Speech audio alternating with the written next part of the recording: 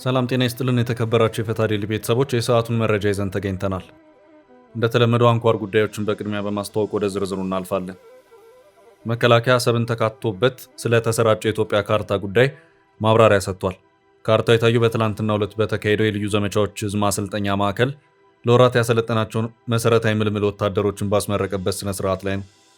በዚህ ዙሪያ በመከላከያ በኩል ምን አይነት ምላሽ ተሰጠ በሚለው ዙሪያ ጥንቅራችን የሚያደርሳቸው አጠር ያለ መረጃ ይኖራል።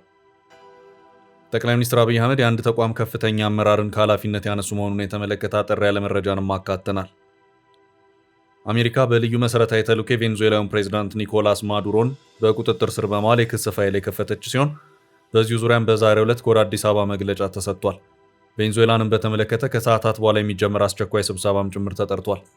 እኛም በጥንቅራችን ዳሰነዋል። በዛሬው ዕለት አሜሪካ ከስልጣን አውርዳ ያሰረቻቸው የቬኔዙዌላው ፕሬዝዳንት ማዱሮ በኒውዮርክ ማንሃታን ለመጀመሪያ ጊዜ ችሎት ፊት ቀርበዋል። የማዱሮ ከስልጣን በኃይል መወገድን ተከትሎ የዓለም ነዳጅ ዋጋም በ1 በመቶ ቀንሷል። የአሜሪካ ካምፓኒዎች 300 ቢሊዮን በላይ በርሜል የነዳጅ ሀብት ላይ በተቀመጠችው ቬኔዙዌላ ለስራ ይሰማራሉ መባሉ የነዳጅ ዋጋን አውርዷል። ፈላጊ ያልነበረው የቬኔዙዌላ የውጭ ቦንድም ሽያጩ መድራቱ አነጋጋሪ ክስተት ሆኗል። እንዲሁም ማዱሮን በአስደማሚ ዘመቻ ማደን የቻሉት ትራምፕ ለኮሎምቢያ፣ ለኩባና ለሜክሲኮ መሰል ዕጣ እንዳይገጥማቸው አካሄዳችሁን አሳምሩ ሲሉ አስጠንቅቀዋል። መረጃዎቹን አያይዘን እናሰማለን። በዓለም አቀፍ የመነጋገሪያ ትኩረት ሆና የሰነበተችው ሶማሊላንድ የቬኔዙዌላ ፕሬዝዳንት ላይ የተወሰደውን እርምጃ በተመለከተ ያስተላለፈችው መልእክት እያነጋገረ ነው። መረጃው የምሽቱ ጥንቅራችን አካል ነው። አልዋጋም ባለው የኤርትራ ጦር ጉዳይ አዲስ መረጃ በዛሬው ዕለት ይፋ ሆኗል። የኤርትራው ፕሬዝዳንት ኢሳያስ አፈወርቂ በሱዳን ጦርነት እጃቸውን ያስገቡበትና ከባድ ወቀሳ ያስከተለው የጀነራሎቹ ውጊያ አስመራ ላይ ከባድ ስጋት ደቅኗል በሚል ማሳሰቢያ ተሰጥቶበታል። መረጃውን ይዘነዋል። እስከ ፍጻሜው አብራችሁን ቆዩ። የምንለቃቸው ዕለታዊ ትኩስ ዜናዎች እንዲደርሷችሁ ላይክ፣ ሼር፣ ሰብስክራይብ ማድረግ እንዳትረሱ።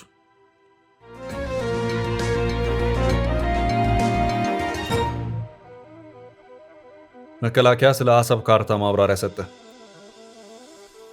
በመከላከያ ሰራዊት የወታደሮች ምረቃ ስነ ስርዓት ላይ አሰብ በኢትዮጵያ ግዛት ውስጥ ተጠቃሎ የሚታይበት ካርታ መታየቱን ተከትሎ በርካቶች የተነጋገሩበት ሲሆን በዚሁ ዙሪያ ቀደም ብሎ ካርታው ከመታየት ውጪ ስለ ካርታው በመከላከያ በኩል የተሰጠ ማብራሪያ ባይኖርም በዛሬው ዕለት ግን ማብራሪያ ተሰጥቶበታል። የመከላከያ ሚዲያና ኮሚኒኬሽን ማዕከል ኃላፊ ሜጀር ጀነራል እንዳልካቸው ወልደ ኪዳን በዚሁ ዙሪያ ለሪፖርተር በሰጡት ማብራሪያ ይሄ ካርታ የመንግስት ወይም የተቋም አይደለም፣ እኛ አናውቀውም፣ ምናልባትም አንድ ፎቶግራፈር የሰራው ስራ ሊሆን ይችላል። በክፍል ደረጃ በአንዳንድ ልጆች የተሰራ ነው። አሰብ ይገባናል ከሚል ጥያቄ በመንግስት ደረጃ እንዳለ ይታወቃል። ልጆቹም ይሄንን እንደ አጀንዳ ማነሳሻ ወስዶ ያደረጉ ስራ ነው። ይሄ ካርታ መውጣትም አልነበረበትም። ኢትዮጵያ አሰብ ይገባናል የማለቷ ጉዳይ እንደተጠበቀ ሆኖ ይህን ጥያቄ ወደ ካርታ መቀየሩ ግን ሌላ ጉዳይ ነው የሚሆነው። እኛም በዚህ ጉዳይ ማብራሪያ እንሰጥበታለን ሲሉ ተናግረዋል። ካርታው የታየው የፌዴሪ መከላከያ ሰራዊት የብላቴ ወታደራዊ ማሰልጠኛ ማዕከል ያሰለጠናቸውን ምልምል ወታደሮች በትላንትናው ዕለት ባስመረቀበት ወቅት ነው። የልዩ ዘመቻዎች ዕዝ ማሰልጠኛ ማዕከል ለወራት ያሰለጠናቸውን መሰረታዊ ምልምል ወታደሮችን በደማቅ ስነ ስርዓት ማስመረቁን የሰራዊቱ የማህበራዊ ትስስር ገጾች አመልክተዋል። የባህር በር መውጫንና ወደብን በተመለከተ በኢትዮጵያ መንግስት በኩል ጠበቅ ያሉ ጥያቄዎች መነሳት ከጀመሩ ዋላ ደር ብለዋል። በዚሁ ዙሪያም በተለይ ከአሰብ ወደብ ጋር በተያያዘ የኢትዮጵያ መንግስት ጠቅላይ ሚኒስትር አብይ አህመድን ጨምሮ ሌሎች በተዋረድ ያለው የኢትዮጵያ ወታደራዊና ፖለቲካዊ አመራሮች ከኤርትራ ጋር መነጋገር እንደሚገባ ደጋግመው ሲገልጹ ቆይተዋል። በኢትዮጵያ በኩል ጥያቄያችን ፍትሐዊ ነው፣ ያለንን ፍትሐዊ ጥያቄና አቋማችንን ለዓለም አቀፉ ማህበረሰብ ማስረዳት አለብን የሚሉ ሰፋ ያሉ እንቅስቃሴዎችም ነበሩ። በኤርትራ መንግስት የተያዘው አቋም በዚህ ጉዳይ ፈጽሞ የመነጋገር ፍላጎት የለኝም የሚል ዝግ አቋም ነው። በኢትዮጵያ በኩል የኤርትራን መገንጠል ተከትሎ ኢትዮጵያ ከባህር በር ውጭ በሆነችበት ሂደት ላይም ጭምር እየተነሱ ያሉ የህግ ጥያቄዎች ሳይቀሩ እየተሰሙም ይገኛሉ።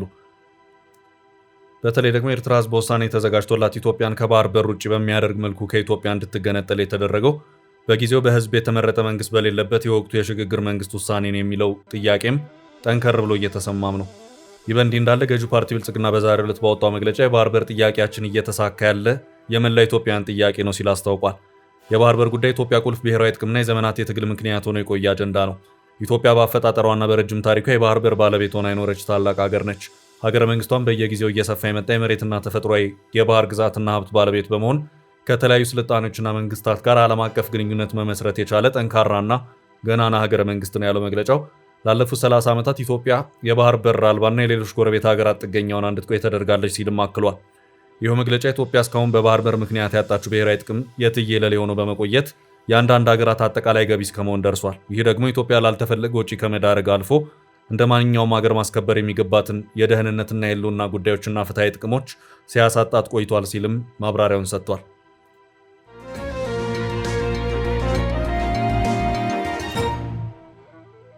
በቀጣይ ርዕስ ስለ ቬኔዙዌላ ከአዲስ አበባ የተሰጠው መግለጫ። አስቸኳይ ስብሰባ ተጠርቷል። አሜሪካ በልዩ ወታደራዊ ኦፕሬሽን የቬኔዙዌላውን ፕሬዝዳንት ኒኮላስ ማዱሮን በቁጥጥር ስር አውላ በኒውዮርክ ፍርድ ቤት ያቀረበች ሲሆን ቬኔዙዌላን በተመለከተ በዛሬው ዕለት ከአዲስ አበባ መግለጫ ወጥቷል። መግለጫው የቬኔዙዌላን የውስጥ ጉዳይ ለቬኔዙዌላውያን ተውላቸው የሚል ነው። መግለጫውን ያወጣው መቀመጫውን በአዲስ አበባ ያደረገው የአፍሪካ ህብረት ነው። ይኸው መግለጫ ሰሞኑን በቬኔዙዌላ የተፈጠረው ክስተት በተለይም ደግሞ የፕሬዝዳንት ማዱሮ መታገትና በቬኔዙዌላ ተቋማት ላይ የተፈጸሙት ወታደራዊ ጥቃቶች አሳስበውኛል የሚል ሆኖ ታይቷል። መግለጫው አክሎም የአፍሪካ ህብረት መሰረታዊ ዓለም አቀፍ ህግጋት መርሆች እንዲከበሩ ያለውን ቁርጠኛ አቋም አስረግጦ ይገልጻል ያለ ሲሆን በዚህም በተባበሩት መንግስታት ቻርተር ውስጥ የተቀመጠው የሀገራት ሉዓላዊነት፣ የግዛት አንድነትና የህዝቦች የራሳቸውን ዕድል በራሳቸው የመወሰን መብት ጭምር የሚያካትቱ መርሆችን ጭምር የሚያካትት መሆኑንም አክሏል። የአፍሪካ ህብረት በዛሬው ዕለት ከጽህፈት ቤቱ መቀመጫ ከሆነው አዲስ አበባ ባሰራጨው በዚሁ መግለጫው ህብረቱ ችግሮችና ልዩነቶች በውይይት በመልካም ጉርብትና መንፈስና ንግግር መፍትሄ ያገኛሉ የሚል እምነት ያለው መሆኑን አስታውቋል። ህብረቱ በዚሁ አጋጣሚ ከቬኔዙዌላ ጋር ያለኝን አጋርነት መግለጽ እፈልጋለሁም ሲል አክሎ አስታውቋል። ይህ በእንዲህ እንዳለ በቬኔዙዌላ ከተፈጠረው ክስተት ጋር በተያያዘ የተባበሩት መንግስታት ድርጅት የጸጥታው ምክር ቤት በዛሬው ዕለት አስቸኳይ ስብሰባ ጠርቷል። ምክር ቤቱ አስቸኳይ ስብሰባ እንዲጠራ የማስተባበሩን ስራ የሰራችው የቬኔዙዌላ ጎረቤት የሆነችው ኮሎምቢያ ናት። ይህንኑ በቬኔዙዌላ የተጠራውን የጸጥታው ምክር ቤትን አስቸኳይ ስብሰባ ቻይናና ሩሲያ ይፋዊ ድጋፋቸውን የሰጡበት መሆኑን የምክር ቤቱ የዛሬው መረጃ አመልክቷል። የጸጥታው ምክር ቤት አሜሪካንን፣ ሩሲያን፣ ቻይናን፣ ዩናይትድ ኪንግደምን እና ፈረንሳይን ባጠቃለለ መልኩ ድምፅን በድምፅ የመሻር ስልጣን ባላቸው ሀገራት ስብስብ የተዋቀረ ሲሆን ከዚህ ውጭ በሁለት ዓመቱ የሚቀያየሩ 10 ሀገራትንም ድምፅን በድምፅ መሻር ከሚለው ስልጣን ውጭ አቅፎ ይዟል። በዚሁ የጸጥታው ምክር ቤት አስቸኳይ ስብሰባ ላይ የላቲን አሜሪካ ሀገራት የሆኑት እንደ አርጀንቲና እና ብራዚል ያሉ ሀገራትም ጭምር የሚሳተፉበት መሆኑም ታውቋል። አሜሪካ ኒኮላስ ማዱሮን ከቤተ መንግስታቸው አፍና የወሰደችበትን ጉዳይ በተመለከተ ከዓለም አቀፍ ሕግጋትና መርሆች አንጻር ሳይቀር ማብራራት የሚጠበቅባት መሆኑን ተንታኞች እያመላከቱ ነው።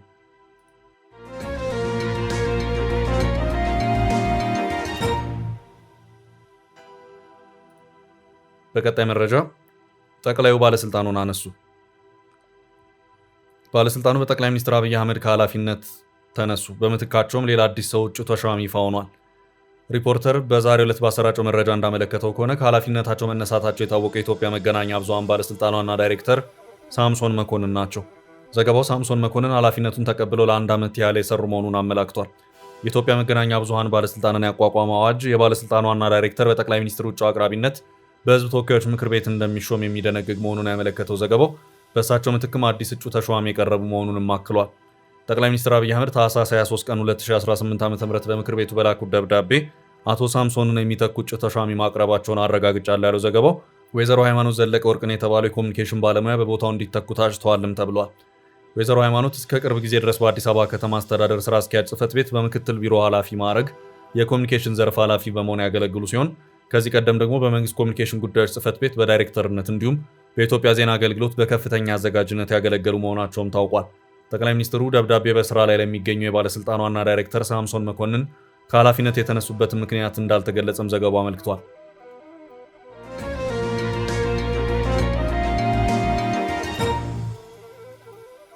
በቀጣይ መረጃ ማዱሮ ዛሬ ችሎት ቀረቡ። በዛሬው ዕለት አሜሪካ ከስልጣን ወርዳ ያሰረቻቸው የቬኔዙዌላው ፕሬዝዳንት ማዱሮ በኒውዮርክ ማንሃታን ለመጀመሪያ ጊዜ ችሎት ፊት ቀርበዋል። ማዱሮና ባለቤታቸው ከሰዓቱን ከቬኔዙዌላ ተይዘው ከመጡ በኋላ ከታሰሩበት ከብሩክሊን ጥብቅ እስር ቤት ወደ ማንሃታን ችሎት ተወስደዋል። ዛሬ ምሽቱን ችሎት የቀረቡት ማዱሮ ከነበሩበት እስር ቤት በሄሊኮፕተር ነው ወደ ችሎት የተወሰዱት። የቀድሞ ፕሬዝዳንቱ በእጽ ማዘዋወር የሽብር ድርጊት የ25 ገጽ ክስ እንደሚነበብላቸው ተዘግቧል። አሜሪካን በኮኬን እጽ በማጥለቅለቅ አዘዋሪ ቡድኖችን በመደገፍ በአሜሪካ ብሔራዊ ደህንነት አደጋ ላይ በመጣል እንዲሁም በጦር መሳሪያ ዝውውርና በመሳሰሉት ክስ ይቀርብባቸዋል። የማዱሮን ጉዳይ የሚዳኙት ዳኛ አልቪን ሄርለርስታይን እንደሚባሉ የታወቀ ሲሆን ማዱሮ ችሎት ቀርበው በተከሳሽነት ያላቸው መብቶች ይነበብላቸዋል። በዚህም ህገ መንግስታዊ መብቶች የሆኑትን ያለመናገርና ጠበቃ የማቆም መብት እንዳላቸው ይነገራቸዋል። የተከሰሱበት ወንጀል የሚነገራቸው ሲሆን ጥፋተኛ ነህ አይደለውም በሚል አቋማቸውን እንዲናገሩ ይጠየቃሉ። ታዲያ ማዱሮ በዚህ የችሎት የመጀመሪያ ክርክር ላይ ጥፋተኛ ነኝ እንደማይሉ ይጠበቃል። ጠበቆቻቸው የአንድ ሀገር መሪ መሆናቸውን አንስተው ፍርድ ቤቱ የማዱሮን ጉዳይ ማየት ስልጣን እንደሌለው እንደሚከራከሩ ይጠበቃል። ሉዓላዊ የሆነች ሀገር መሪ እንደመሆናቸው በዓለም አቀፍ ሕግ መሰረት ማዱሮ ያለመታሰርና ያለመከሰስ የሕግ ከለላ እንዳላቸው እንደሚነሳ ይጠበቃል። ከሳሻቸው የአሜሪካ መንግስት በበኩሉ የማዱሮን ስልጣን ሕጋዊነት እንደማይቀበል በመግለጽ በ2024 ቬንዙዌላ የተደረገውና ማዱሮ ያሸነፉበት ምርጫና ውጤቱን ዋሽንግተን የማትቀበለው መሆኗን ጠቅሶ በዚህም ስልጣናቸው ሕጋዊ ባለመሆኑ ዓለም አቀፉ ያለመከሰስና ያለመታሰር መብት ለማዱሮ እንደማይሰራ ይከራከራል። ሌላው ጉዳይ ማዱሮ ከእስር ቢለቀቁ ሊያመልጡ እንደሚችሉ ተጠቅሶ ወደነበሩበት ጥብቅ እስር ቤት እንዲመለሱ ጉዳያቸውን ታስረው እንዲከታተሉ እንደሚወሰን እንደሚጠበቅ የህግ ባለሙያዎች አብራርተዋል። ከፈታ ዴሊ ሰዓቱን መረጃ እስካጠናቀርንበት ሰዓት ድረስ ማዱሮ ወደ ችሎት መግባታቸው የታወቀ ሲሆን የችሎት ቆይታቸውን የተመለከተ መረጃው ግን አልወጣም።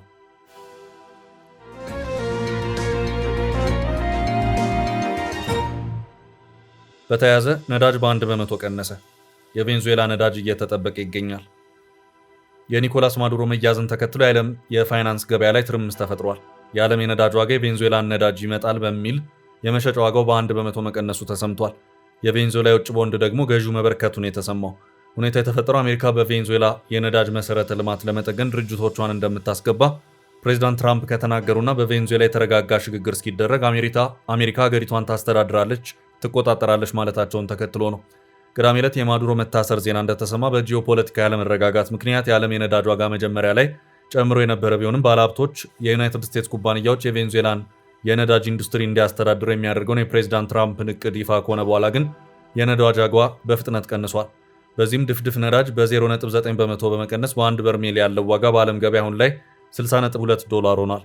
አሜሪካ ለራሱ የሀገር ውስጥ ፍጆታ የምታቀርበው ነዳጅ ዋጋ የቀነሰ ሲሆን $56.77 በአንድ በርሜል ሲሸጥ ይህም 1 በመቶ ቅናሽ መሆኑ ተሰምቷል። ቬንዙዌላ በዓለም ላይ ትልቁን የነዳጅ ክምችት ማለትም 300 ቢሊዮን በርሜል ሀብት ያላት ሀገር ናት። ተንታኞች ማዱሮ ከስልጣን በመወገዳቸውና የአሜሪካ የነዳጅ ቴክኖሎጂ ወደ ሀገሪቱ ሊገባ በመሆኑ የካራካስ ነዳጅ መመረት የሚጀምርና ወደ ዓለም ገበያ በገፍ የሚገባ በመሆኑ የቬንዙዌላ ነዳጅ ገበያውን ማጥለቅለቅ በረጅም ጊዜ ዋጋ ቅናሽ እንዲኖር ያደርጋል ብለው እንደሚያምኑ ገልጸዋል።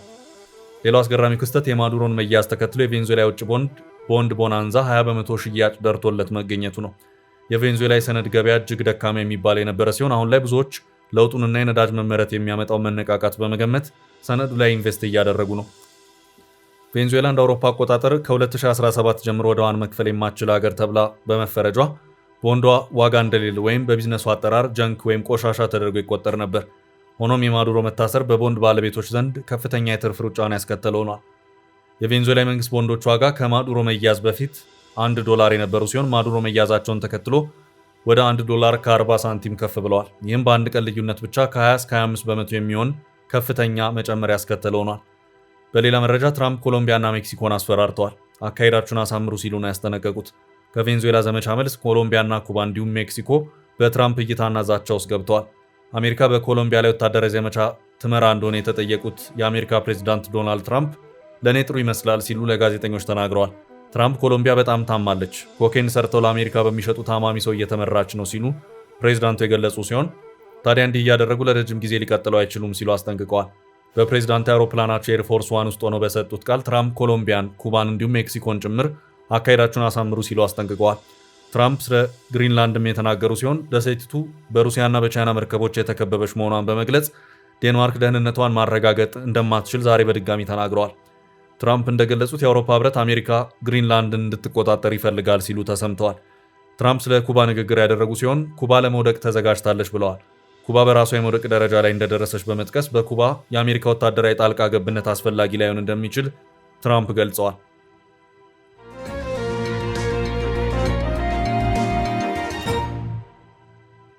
በቀጣይ ርዕሳችን ሶማሊላንድ በማዱሮ ጉዳይ ያልተጠበቀ ውሳኔ። በዓለም አቀፍ የመነጋገሪያ ትኩረት ሆና የሰነበተችው ሶማሊላንድ የቬንዙዌላ ፕሬዝዳንት ላይ የተወሰደውን እርምጃ በተመለከተ ያስተላለፈችው መልእክት እያነጋገረ ነው። አሜሪካ በቬንዙዌላ ላይ ህገ መንግስታዊ ስርዓትን፣ ዴሞክራሲያዊ ህጋዊነትንና የህግ የበላይነትን ለማስፈን ያለመ የተመጣጠነ ዓለም አቀፍ እርምጃ መወሰድ አለበት የሚለውን አቋሟን እንደሚደግፍ የሶማሊላንድ ሪፐብሊክ የውጭ ጉዳይና ዓለም አቀፍ ትብብር ኮሚቴ አስታወቀ። ሚኒስቴሩ ትላንት ታህሳስ 26 2018 ዓ.ም ባወጣው መግለጫ ሶማሊላንድ ከአካባቢያዊና ባለብዙ ወገን አጋሮች ጋር በመቀናጀት አሜሪካ ለምታደርገው ጥረት እውቅና እንደምትሰጥ ገልጧል። እንዲህ አይነቱ ተሳትፎ በቬኔዙዌላ ለረጅም ጊዜ የዘለቀውን ፖለቲካዊና ሰብአዊ ቀውስ ለመፍታት ይረዳል ብሏል። መግለጫው አክሎም የተቀናጀ ዓለም አቀፍ እርምጃ ሰብአዊ ቀውስን ለመቀነስ፣ ድንበር ተሻጋሪ ወንጀል መረቦችን ለመዋጋትና በቬኔዙዌላውያን መሪነት የሚደረገውን ሰላማዊ ፖለቲካ ሽግግር ለመደገፍ አስተዋጽኦ ይኖረዋል ብሎ የሶማሊላንድ መንግስት ያምናል ሲል ገልጿል። ሚኒስቴሩ የትኛውም ሽግግር ለብሔራዊ ሉዓላዊነት፣ ለተጠያቂነትና ለሰብአዊ መብቶች ክብር መስጠት ላይ የተመሰረተ መሆን እንዳለበት አሳስቧል። አክሎም አቋሙ በዓለም አቀፍ መርሆችና የጋራ ደህንነትን ከግምት ውስጥ በማስገባት የተመሰረተ መሆኑን ገልጿል። የሶማሊላንድ አስተያየት የተሰማው በቬኔዙዌላ የቅርብ ጊዜ ሁኔታዎች ላይ የተለያዩ ዓለም አቀፍ ምላሾች እየተሰጡ ባሉበት ወቅት ነው። ለአብነትም የእስራኤሉ ጠቅላይ ሚኒስትር ቤንያሚን ኔታንያሁ ሀገራቸው አሜሪካ በቬኔዙዌላ ላይ የወሰደችውን ጠንካራ እርምጃ እንደምትደግፍ ገልጸዋል። ሶማሊላንድ በይፋ የአሜሪካን እርምጃ የደገፈችው ከአሜሪካ ለምትፈልገው እውቅና ጥረት አካል መሆኑን የተመላከተው። ሶማሊላንድ ራሷን ከተቀረችው ሶማሊያ ከነጠለች 34 ዓመታት ሆኗታል። ዓለም አቀፋዊ እውቅና ባይኖራትም ከሶማሊያ በተሻለ የተረጋጋች እንደሆነች ይነገርላታል። በነጻ አገርነት ይፋዊ እውቅና ስታገኝ የእስራኤል የመጀመሪያ ሆኗል። ሶማሊያና አጋሮቿ ሌሎችም የእስራኤልን ፈለግ እንዳይከተሉ መስጋታቸው ተጠቅሷል። እስራኤልና ሶማሊላንድ ዲፕሎማሲያዊ ግንኙነት እንደሚመሰርቱ ታውቋል። የእስራኤል ጠቅላይ ሚኒስትር ቤንያሚን ኔታንያሁ ሶማሊላንዱ ፕሬዝዳንት አብዱራህማን መሐመድ አብዱላሂን እስራኤል እንዲጎበኙ መጋበዛቸው ተዘግቧል።